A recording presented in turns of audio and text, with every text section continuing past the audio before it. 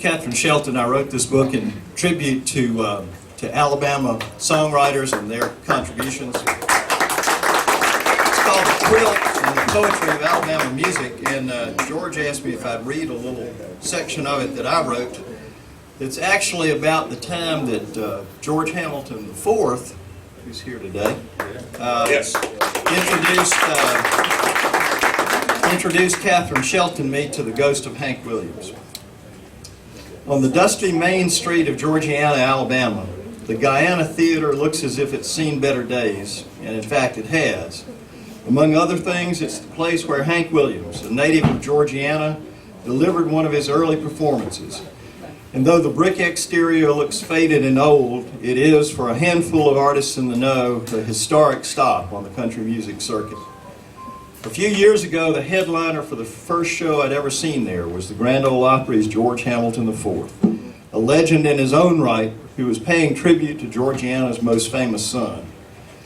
Before the hometown folk, the hardest of hardcore Hank Williams fans, Hamilton ran through a sampling of Hank's hits and a few of his lesser-known gospel numbers. And then he introduced a special guest for the evening, who was performing that night with Kathryn Scheldt, an Alabama songwriter who opened her set with something she had only recently recorded. Rufus and Hank, co-written by Scheldt in memory of Williams, was also a tribute to Rufus Payne, an African-American street singer who had been the musical mentor to a teenaged Hank. Made a funny pair down by the railroad track, skinny white boy and his friend who was black. In rural Alabama in the 1930s, it was borderline scandalous for a rough and hard-living man of the streets, especially if he was black, to be hanging out with a young white boy. But as music historians are quick to tell you, the music that Payne and Williams made together left a permanent impression on Hank, infusing his country sound with the blues. I knew as I listened to Scheldt in Georgiana that this was a writer who understood such things, and without a lot of fanfare was doing her part to keep that musical tradition alive. Already I'd seen her career evolve over the course of 4 well-crafted CDs. I'd heard her play in listening rooms and other grassroots venues throughout the South, and had even written a few songs with her, having discovered a kindred Americana spirit. The lyrics of some of those songs are included in the pages of this book, but as we assembled them for publication, Kathryn and I agreed that it was appropriate, essential even, to pay tribute to the poetry of Alabama music. We knew we needed to start with Hank Williams, so we headed north one morning on I-65, turning off at Georgiana to mingle once again with the ghosts.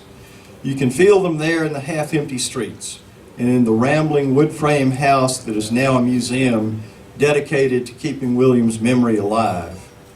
As a frail and sickly teenage boy, he had lived in that house with his domineering mother, Miss Lily, who took in boarders and, according to local rumors, some of them unkind, did whatever it took to survive.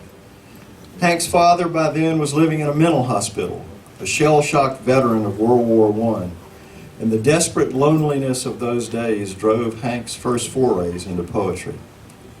The dad I've got, you see, he comes but once a year. I asked him why he stayed away, and he said, "Looky here," and tried to take my mind away by pulling at my ear. Mom wasn't there, she never was when Papa pays a call. When she came back, I tried to talk, but Mom said, "That's all." Paul Hemphill, one of Williams' biographers, called those lines a piece of doggerel, and perhaps they are.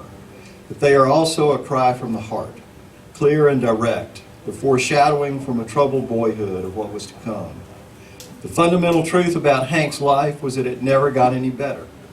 Before he died at the age of 29, he lived in constant physical pain, the result of a deformity in his spine, and it was one of the things that drove him to drink.